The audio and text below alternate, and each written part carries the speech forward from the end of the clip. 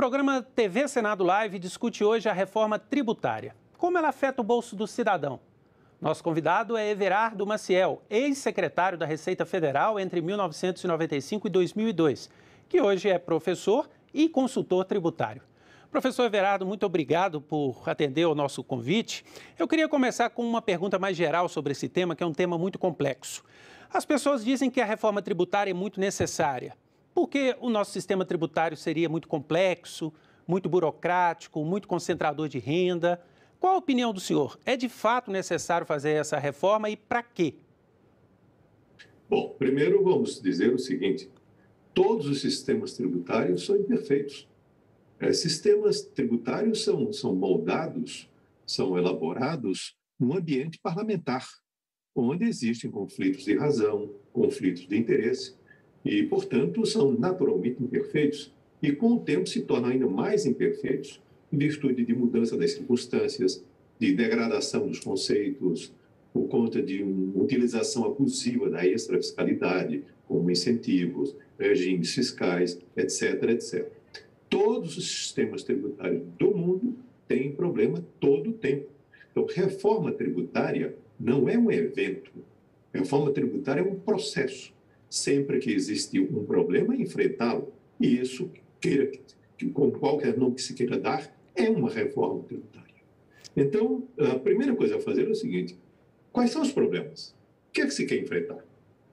Se eu não conhecer com clareza o problema, se eu não conseguir definir com clareza o problema, se eu não fizer um diagnóstico adequado, eu terei uma solução errada.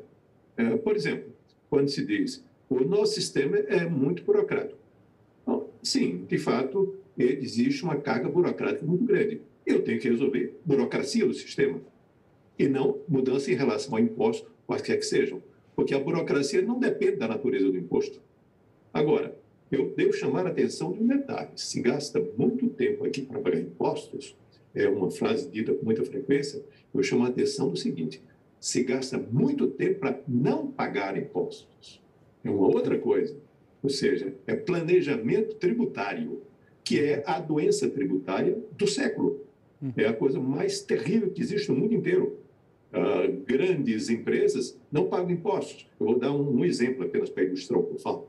Das 500 maiores empresas americanas listadas pela revista Fortune, 91 delas, no ano de 2018, não pagou nem um centavo de imposto nos Estados Unidos, em virtude desse mesmo planejamento tributário. Qual é o problema tributário central do Brasil? Que ninguém liga para ele, ninguém dá bola para ele. É litígio, excesso de litigiosidade e insegurança jurídica. Mas o senhor... Excesso de... Sim. O senhor fala que, sem querer interromper, o senhor fala que empresas fazem de tudo para não pagar, eu estou usando aqui as minhas palavras, mas sempre que se fala da reforma, se fala de beneficiar as empresas. Por exemplo, o ministro Paulo Guedes tem dito que é necessário desonerar os tributos da folha que as empresas recolhem e, por isso, ele disse que quer criar a nova CPMF, que diz que não é uma CPMF, é um tributo sobre transações eletrônicas. Esse tributo não iria novamente favorecer as empresas? Qual é a opinião do senhor sobre isso? Bom, vamos separar o problema por partes. A tributação da folha de salário no Brasil é elevada? Sim. Provavelmente é a mais elevada do mundo. Isto é um obstáculo à geração e à preservação dos empregos? Sim, também é verdade. Então, essa forma de recolher impostos, a contribuição previdenciária patronal, ela é demasiado onerosa na perspectiva de geração e preservação de empregos. Agora, vem daí o seguinte: deve ser substituída por alguma outra coisa, por alguma outra forma de tributação? É disso que se trata. O que chama de desonerar quer dizer, a expressão está inadequada, é trocar a maneira de recolher os impostos, mudar a maneira de recolher os impostos, no caso particularmente, a contribuição incidente sobre folha de salário para fins previdenciários. Agora, eu não consegui entender ainda que tipo de tributo se quer para fazer, que se quer criar para fazer a substituição. Uma hora eu escutei que era sobre pagamentos. Outra hora eu ouvi falar que era sobre transações digitais. Eu acho que é um erro de leitura. O que se discute no mundo, o que se implanta na Europa, é tributação sobre serviços digitais, não transações digitais. É uma outra coisa completamente diferente. Então, eu não sei reconhecer claramente o que se quer.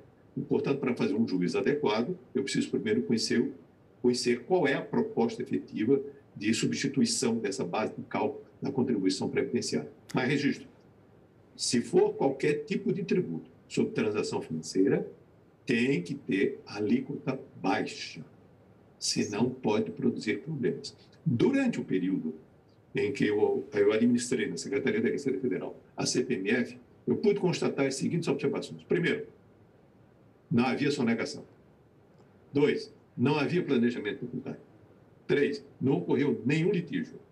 4, todos os efeitos colaterais, efeitos perversos da instituição dessa contribuição com desintermediação financeira, etc. Nada disso aconteceu. Isso não é em absoluto verdadeiro. Portanto, além disso, ela tinha um custo de conformidade, o custo para recolher o imposto, nulo para o contribuinte. Custo de administração fiscal, nulo. Portanto, nada do que se disse em relação à CPMF existiu. Não se quer dizer com isso que se trata de um imposto perfeito. Não existe impostos perfeitos. Todos os impostos têm algum tipo de problema colateral decorrente de sua utilização. Nós não conhecemos ainda detalhes desse novo tributo, essa proposta ainda não chegou no Congresso, mas o governo já enviou para o Congresso uma parte do seu projeto de reforma, que está sendo analisada por uma comissão. E isso que o governo já enviou é a reunião dos tributos federais em um único tributo. Você juntaria PIS, COFINS, IPI num único tributo com alíquota maior. O setor de serviços reclama que isso representaria uma majoração da carga tributária para esse setor, que é justamente o setor que mais emprega, onde está lá o salão de beleza, a padaria. O senhor concorda que essa mudança proposta com o governo pode representar uma majoração de tributos para esse setor? Bom, vejamos bem. Na verdade, ele mandou apenas a fusão do PIS com a COFINS. O IPI ainda não entrou nesse jogo. Então, essa proposta é muito esquisita, porque PIS e COFINS são tributos que, em quase todas as situações, quase todas, dirão mais de 99% de situações, tem a mesma legislação. Até o documento de arrecadação é único, de recolhimento. Então, se está fazendo essa fusão, no final, qual é a agenda oculta? Isso é que deixa a gente intrigado, porque é uma fusão de duas coisas iguais. Então, agendas ocultas que parecem existir. Primeiro, fazer uma grande redistribuição de carga. Essa grande redistribuição de carga significa dizer, para alguns tipos de produtos industrializados, haveria redução de carga. E aumento de carga, sobretudo nos serviços para as pessoas físicas. Vou dar um exemplo disso. Um serviço para a pessoa física. A escola. Sim. O serviço de saúde. Então, veja bem, se há um aumento da carga tributária incidente sobre esse serviço, só existem 3 possibilidades. Ou reduz a margem do prestador de serviço, ou aumenta o valor do serviço, ou faz as duas coisas. Provavelmente, as margens são muito apertadas nessas situações, haveria uma clara transferência para os preços do serviço de escola, educação, até livro, que tradicionalmente sempre mereceu isenção e imunidade tributárias, está sendo incluído como sendo tributado. Quer dizer, nós não precisamos dizer dos problemas que nós temos, todas as editoras do Brasil tendo problema. Quer dizer, um país que lê pouco. Então, lê pouco, já que as editoras estão com problema, então vamos aumentar a tributação delas. Mas não é só delas, não, é de quase todos os serviços. Tem 854 mil empresas que são optantes pelo regime do lucro presumido e, portanto, se encontram no regime cumulativo. Elas pagam hoje uma alíquota de 3,65%. Passariam a pagar uma alíquota de 12%. Aí dizem, não, mas tem direito a crédito. Mas será que ele tem esse crédito todo? Vamos dar um exemplo, um outro exemplo. O setor que tem sustentado muito o PIB brasileiro é o agronegócio. O agronegócio também será onerado. Será onerado, a cesta básica também será onerada. Haverá atos discriminatórios em relação a todas as empresas, são mais de 4 milhões de empresas que estão no Simples. Quer dizer, se eu fosse dizer de uma maneira simples, como já disse algumas vezes, apenas para exemplificar o que eu quero falar, você reduz a carga tributária do automóvel de luxo, aumenta do livre da escola. Isso parece razoável? Há uma pergunta aqui de um telespectador sobre isso exatamente que o senhor está falando, professor. Ele mandou pelo E-Cidadania, o Lucas Guilherme Cerepa, do Paraná. Ele pergunta: quais os impactos mais importantes da reforma na economia do cofre público? Quer dizer, a intenção oculta seria essa também? Porque o senhor disse que nós estamos aumentando o tributo para uma parcela, diminuindo para outra. Tem a ver também com essa necessidade do governo equacionar as contas públicas ou é uma outra agenda oculta na expressão que o senhor usou? Bom, com muita frequência se escuta a seguinte frase: não haverá aumento de carga tributária. Sempre. Todas as reformas tributárias que passam por aqui, essa frase vem junto. Agora, vejamos assim, isto é uma mistificação. Explique-me. Ninguém paga carga tributária, paga imposto. Então, eu posso dizer, eu vou até admitir, como um ato assim, de respeito, que a carga tributária total permaneça a mesma. Entretanto, há mudanças dentro do conjunto de contribuintes. Ou seja, certos setores são mais onerados que outros e outros são desonerados. Mas para que fazer isso? Aí se alega, mas com isso vai simplificar. Deixa eu mostrar uma coisa. Quem está hoje no setor de serviços, no lucro presumido, no regime cumulativo, para determinar quanto ele vai pagar em relação a essa contribuição, ele faz uma conta de multiplicar. 3,65% multiplicado pelo faturamento. Bom, portanto, ele precisa de conhecimento das classes iniciais do ensino fundamental. Agora não. Ele tem que fazer uma apuração de créditos e débitos. Em cima dos créditos, verificar quais são os que são aproveitáveis ou não são aproveitáveis.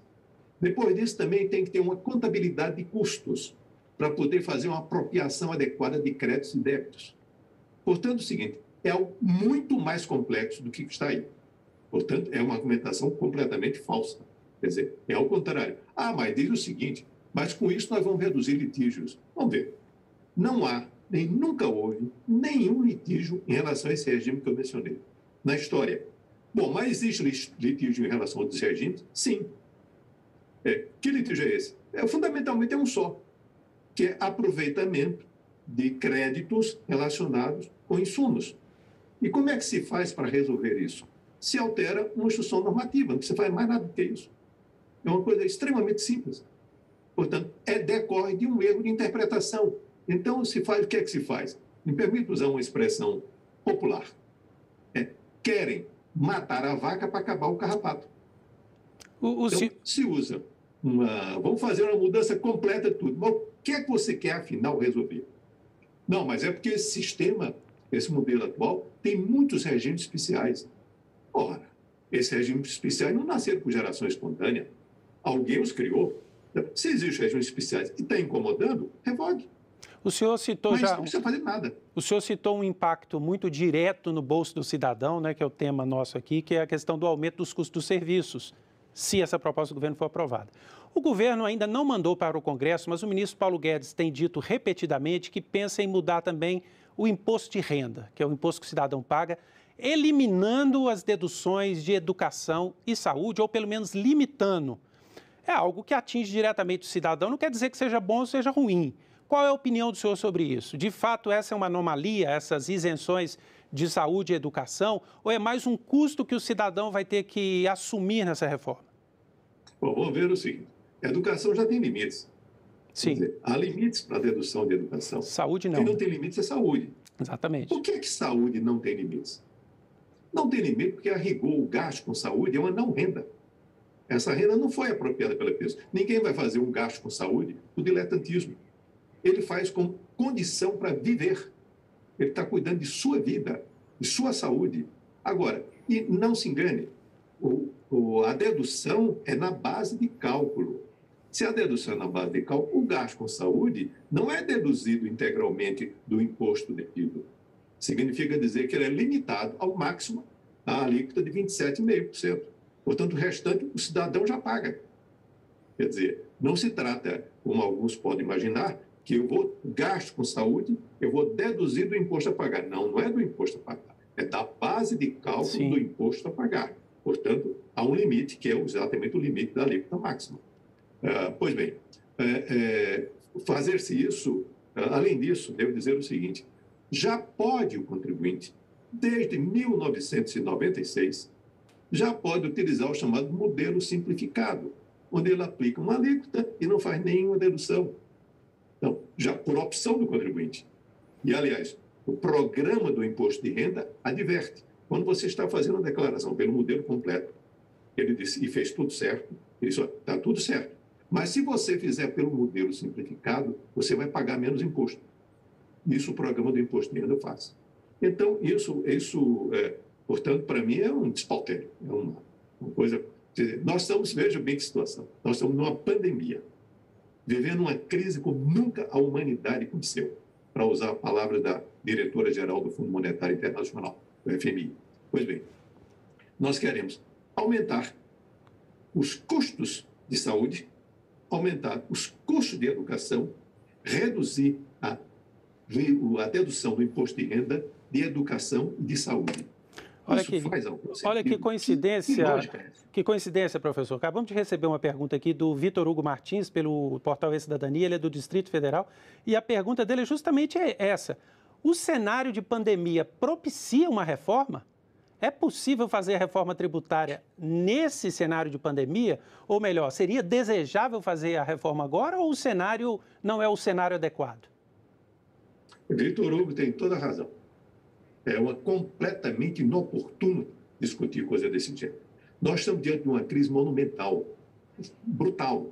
O que vai acontecer com o PIB desse trimestre, que não se conhece ainda, vai ser uma queda que talvez seja a maior do mundo.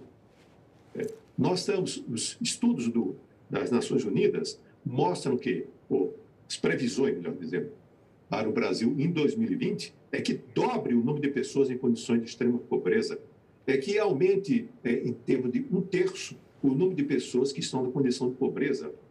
Eu estou vendo quebradeira generalizada, quer dizer, e ninguém, o auxílio emergencial que sustentou ditas pessoas que estavam em condições de vulnerabilidade, tem limites, termina.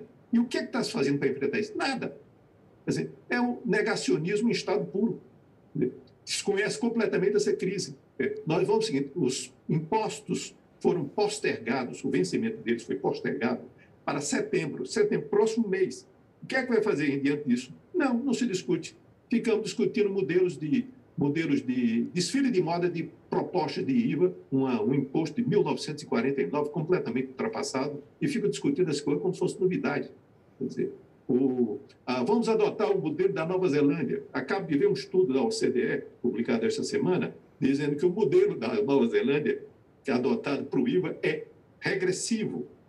Nós já temos um sistema regressivo, vamos aumentar a regressividade. É isso que se quer? É isso que se pretende fazer? Quer dizer, quando fez a fusão do PIS e COFINS, para onde é que ficou o abono salarial? O abono salarial que é pago para as pessoas pobres, para as pessoas vulneráveis, desaparece? E o seguro-desemprego, como é que fica? Como é que vai financiar isso? Quer dizer, é uma coisa completamente inoportuna. Quer dizer, devem existir interesses, que eu não os conheço, mas muito poderosos, para tentar mover reformas dessa natureza em condições de calamidade pública. O senhor falou da regressividade, né? Ou seja, no nosso sistema, proporcionalmente, o pobre paga mais imposto. Uma das propostas que tem sido discutidas no âmbito do Congresso para tentar amenizar isso é tributar os lucros e dividendos das pessoas físicas nas empresas. O Brasil é um dos poucos países em que o empresário, ao recolher o seu lucro, não paga imposto sobre aquilo. O senhor é a favor dessa proposta? O senhor acha que essa é uma proposta que poderia diminuir essa regressividade, fazer justiça fiscal? Não. Essa proposta não tem nexo, e eu vou demonstrar. Só quem paga imposto é pessoa física. Pessoas jurídicas recolhem impostos. As pessoas físicas pagam impostos, como consumidores, o imposto está embutido no preço. Pagam impostos como proprietários, são os impostos patrimoniais. Paga impostos como trabalhador, são os impostos sobre a atividade laboral, e paga também impostos como investidores no mercado financeiro ou na condição de sócio de empresa. Então, o que conta para um sócio, destacando esse, o que conta é, quando ele faz um investimento, é ter um retorno do investimento. Esse retorno do investimento, ele já está carregado de impostos. Esses impostos são aplicáveis na empresa, pessoa jurídica da empresa, e na distribuição de dividendos. Eu tenho que somar as coisas. Se eu não somar, eu estou fazendo aqui, estou tomando uma visão parcial. É do mesmo forma que eu dissesse o seguinte, não conte quando um trabalhador está pagando impostos, não conte o que foi retido na fonte. Não, o que ele vai pagar, o que de fato ele pagou é a soma do que foi retido na fonte e do que foi pago na declaração de ajuste. O mesmo acontece em relação ao sócio. Então, tem 3 maneiras de tributar isso. E são técnicas de tributação. Tributa só na empresa, tributa só na distribuição, ou tributa na empresa e na distribuição. São técnicas. Aí eu tenho que escolher qual a melhor técnica. A técnica de tributar dividendos e empresa, ela estimula muito a sonegação, estimula muito o planejamento tributário abusivo. Tem um tipo de sonegação que é chamada distribuição disfarçada de lucros. Isso só não existe no Brasil. Existe no mundo inteiro. É dificílimo o controle. Por outra razão, se por qualquer motivo se há uma retenção na distribuição de dividendos, cai a arrecadação imediatamente. Ou seja, assim, mal comparando, apenas para usar uma imagem, a tributação apenas na empresa é como se fizesse tributação apenas na fonte.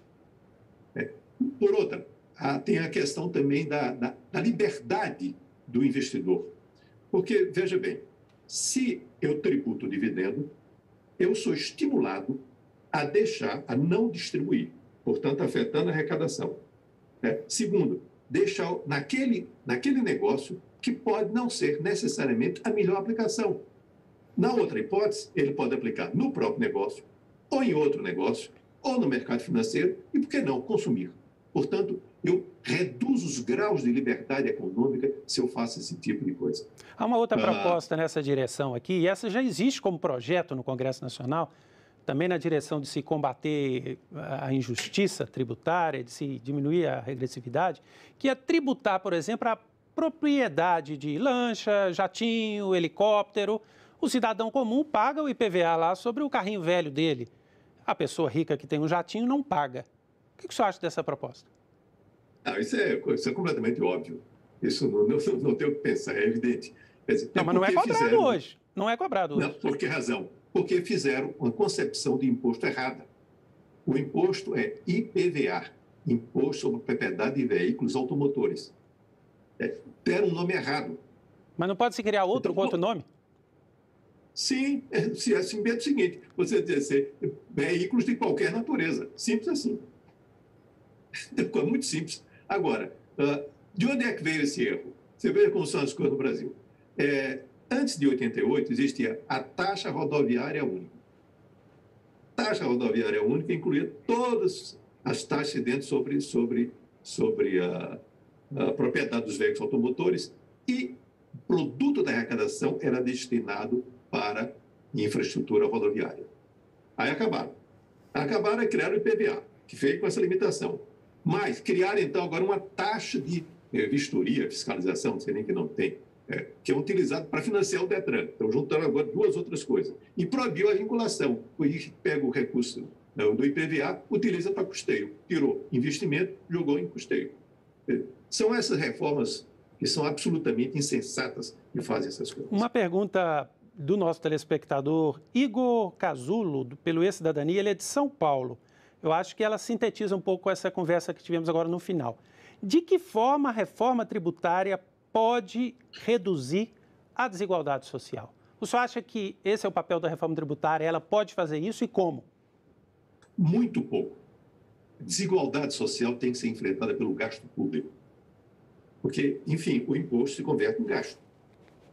Então, se o gasto público não tiver uma orientação para correção de desigualdades sociais, inútil tudo. Agora, vamos ver o seguinte.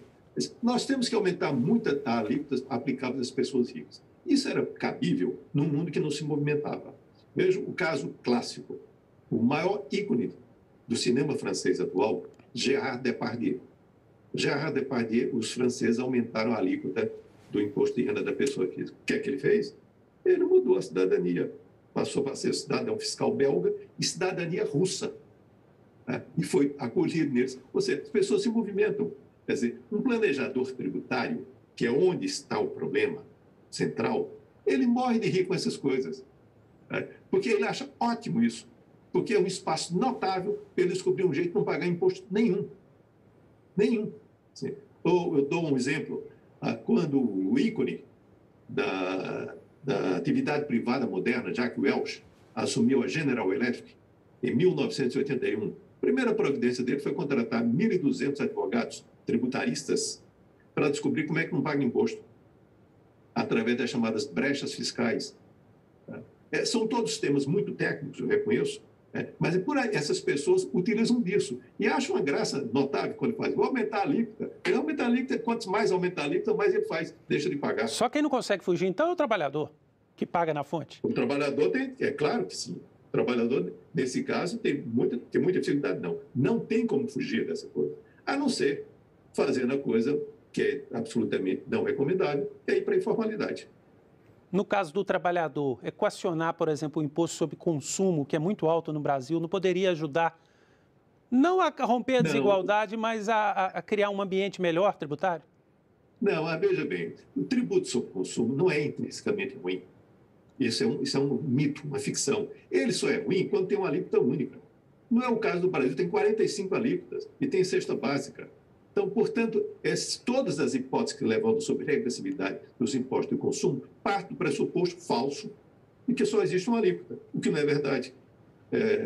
E os países que têm, poucos que têm uma única alíquota, como Nova Zelândia, Chile, é extremamente regressivo.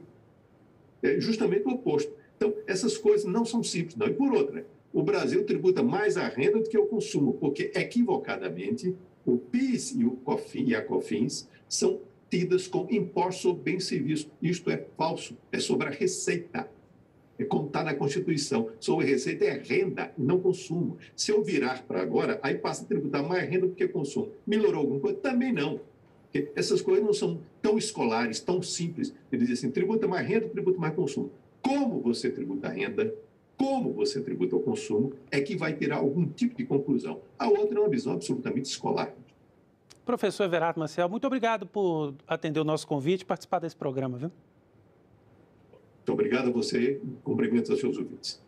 Bom, essa entrevista já está disponível para você baixar ou compartilhar no nosso site senado.leg.br/tv ou então pelo nosso canal do YouTube, está lá no YouTube.